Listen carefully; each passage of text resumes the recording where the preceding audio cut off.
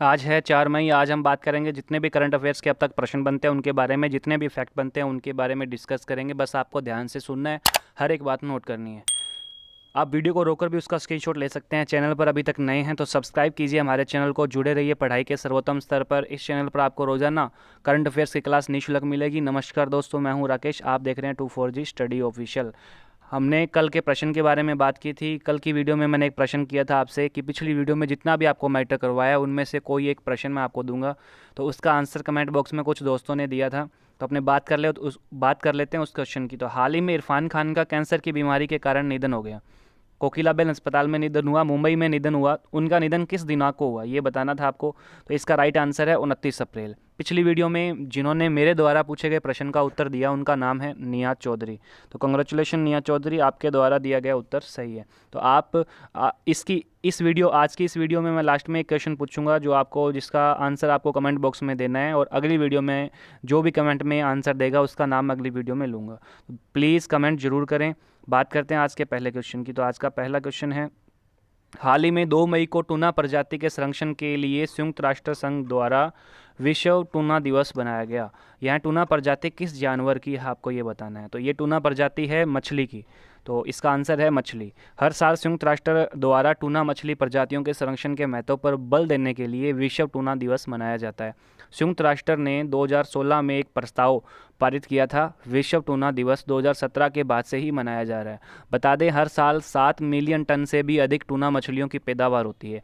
पकड़ी जाने वाली समुद्री जो मछलियाँ होती है उनमें से 20% हिस्सा जो होता है वो टूना मछलियों का होता है। तो हाल ही में विश्व टूना दिवस मनाया गया 2 मई को। मछली प्रजाति है टूना। बात करते हैं अगले क्वेश्चन की। तो अगला क्वेश्चन है आपका, हाल ही में किस उत्पाद को भौगोलिक संकेत टैग, जिसको हम बोलते हैं जीआई टैग, प्रदान किया है। तो हाल ही में किस उत्पाद को जीआई टैग प्रदान किया है। तो इसका आंसर है कश्मीरी केसर, मणिपुर के काले चावल, गोरखपुर टेराकोटा। ये तीनों ही हैं, सभी को जीआई टैग प्रदान किए है। वर्तमान में हाल ही में कश्मीरी केसर को जीआई टैग प्रदान किया है। इससे पहले हाल ही में अभी 2-3 उत्पादों को कश्मीरी टैग प्रदान किया था। वो 3 उत्पाद है गोरखपुर का टेराकोटा, कोविलपट्टी कदलाई मितई और मणिपुर के काले चावल। ये 3 उत्पाद है, इन तीनों को जीआई टैग प्राप्त हुआ है। इसके जस्ट बाद में कश्मीरी केसर को भी जीआई टैग मिला है। बात करते हैं अगले क्वेश्चन की। तो अगला क्वेश्चन है आपका, हाल ही में one nation one ration card के तहत उपभोक्ता मामले, खाद्य सार्वजनिक वितरण मंत्रालय ने कितने राज्यों और केंद्र शासित प्रदेशों के एकीकरण को मंजूरी दी है। तो इसका आंसर बताना है, कितने राज्यों और केंद्र शासित प्रदेशों को और जोड़ा है इसमें one nation one ration card योजना, यानी कि राष्ट्र एक राशन कार्ड योजना में। तो इसका आंसर है 5 राज्यों को या केंद्र शासित प्रदेशों को इसमें जोड़ा गया है। बता दें, एक राष्ट्र एक राशन कार्ड योजना में पात्र लाभार्थी एक ही राशन कार्ड का उपयोग करते हुए देश के किसी भी राज्य में उचित मूल्य की दुकान से राष्ट्रीय खाद्य सुरक्षा कानून के तहत अपने कोटे का खाद्यान्न प्राप्त कर सकते हैं।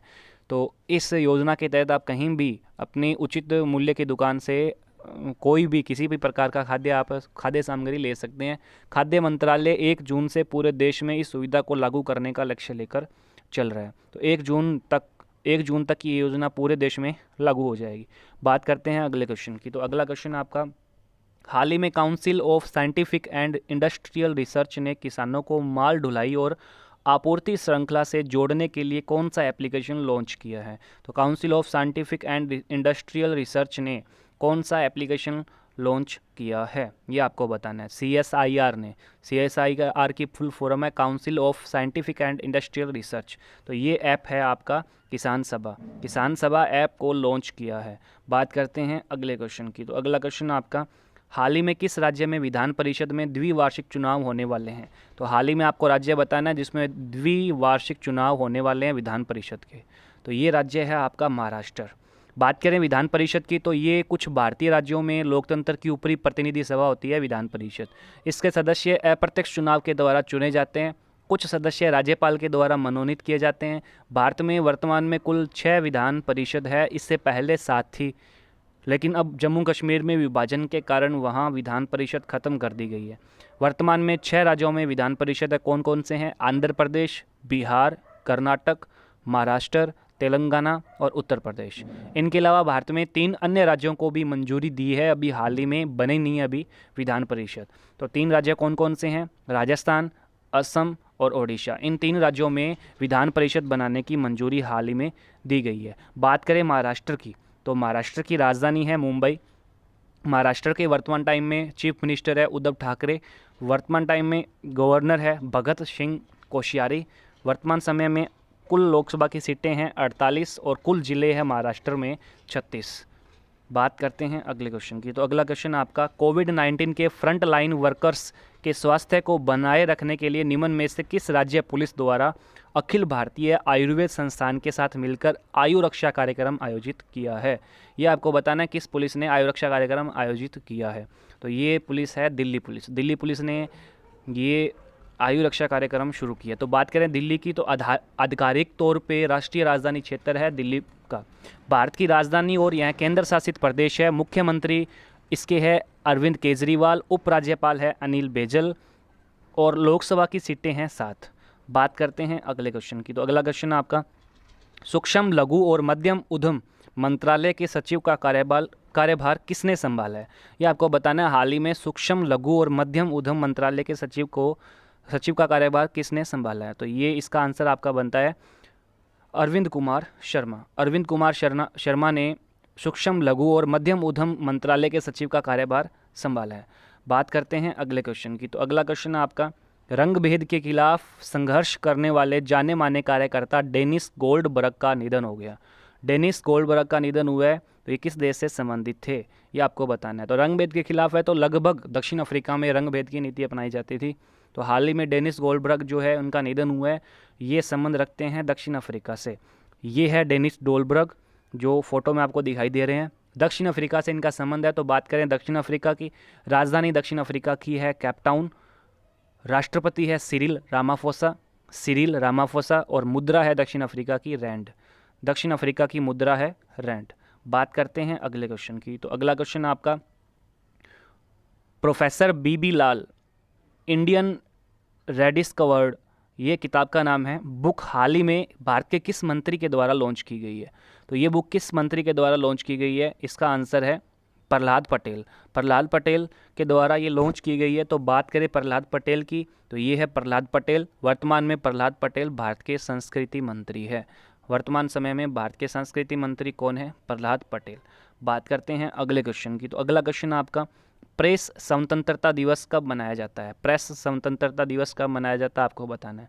तो हाल ही में ये मनाया गया, तो कल की बात है, कल बनाया गया था 3 मई को। 3 मई को प्रेस स्वतंत्रता दिवस मनाया जाता है। वर्ष 1991 में यूनेस्को और संयुक्त राष्ट्र के द्वारा जन सूचना विभाग ने मिलकर इसे मनाने का निर्णय लिया। वर्ष 1991 के अंदर यूनेस्को और संयुक्त राष्ट्र संघ का जो जन सूचना विभाग है, इन दोनों ने मिलकर इसे 3 मई को डिसाइड किया बनाने का। बात करते हैं अगले क्वेश्चन की, तो अगला क्वेश्चन आपका, गूगल पे इंडिया के नए सलाहकार के रूप में किन्हें नियुक्त किया गया है? नए एडवाइज़र किसे बनाए हैं? तो ये आपको बताना है। तो इसका राइट आंसर है शिखा शर्मा। शिखा शर्मा को हाल ही में गूगल पे इंडिया का नया सलाहकार बनाया गया है। तो ये है शिखा शर्मा, फोटो में शिखा शर्मा आपको दिखाई दे रहे हैं, गूगल पे इंडिया के वर्तमान समय में नए सलाहकार हैं। बात करते हैं अगले क्वेश्चन की, तो अगला क्वेश्चन आपका, हाल ही में मणिपुर के डॉक्टर थंगजाम धवाली सिंह को ऑर्डर ऑफ राइजिंग सन से सम्मानित किया गया है। ये पुरस्कार है ऑर्डर ऑफ राइजिंग सन, इससे सम्मानित किया है थंगजाम धवाली को। तो ये पुरस्कार किस देश के द्वारा दिया गया? ये पुरस्कार बताना है किस देश के द्वारा दिया गया है।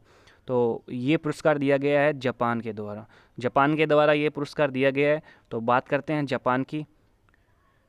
जापान की राजधानी है टोक्यो। जापान के वर्तमान समय में प्रधानमंत्री है शिंजो आबे। जापान के वर्तमान समय में प्रधानमंत्री है शिंजो आबे।